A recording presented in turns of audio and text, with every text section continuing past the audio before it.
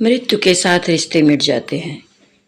एक बार देव ऋषि नारद अपने शिष्य के साथ मृत्युलोक का भ्रमण कर रहे थे। गर्मियों के दिन थे। गर्मी की वजह से वह पीपल के पेड़ की छाया में जा बैठे।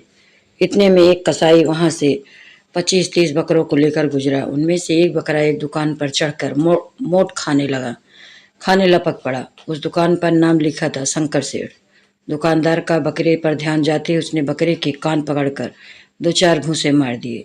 बकरा मैं करने लगा और उसके मुंह से सारे मोठ गिर गए। फिर कसाई को बकरा पकड़ाते हुए कहा, जब इस बकरे को तो हलाल करेगा तो इसकी मुंडी मेरे को देना, क्योंकि यह मेरे मोठ खा गया है। देव ऋषि नारद ने जरा सा ध्यान लगाकर देखा और जोर जोर से हंसने लगे। तब तो पूछा, गुरुदेव आप क्यों हंस रहे हो? उस बकरे को जब घूंस पड़े तब तो आप दुखी हो गए थे, किंतु ध्यान करने के बाद आप हंस पड़े। इस हंसी का क्या रहस्य है? नारद जी ने कहा, छोड़ो भी, यह तो सब अपने अपने कर्मों का फल है, छोड़ो।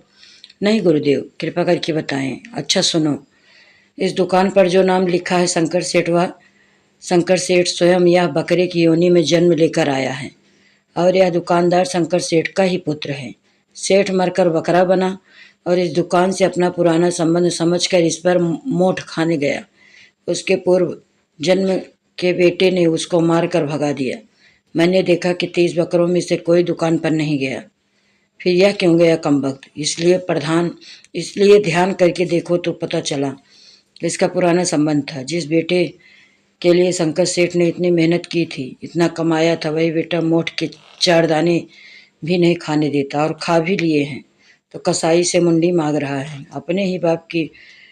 नारद जी कहते हैं, इसलिए कर्म की गति और मनुष्य के मोह पर मुझे हंसी आ रही है।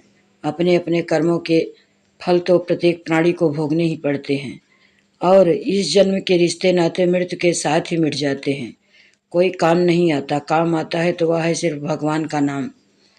अपने पापों और पुण्यों का हिसाब इंसान को खुद ही भोगना पड़ता है। इसलिए भक्तों, मरने के बाद इस संसार से कोई नाता नहीं रहता, केवल अपने कर्मफल ही सुरक्षित रहते हैं। मेरी वीडियो अच्छी लगी हो तो मेरे चैनल को लाइक करें, शेयर करें, सब्सक्राइब करें।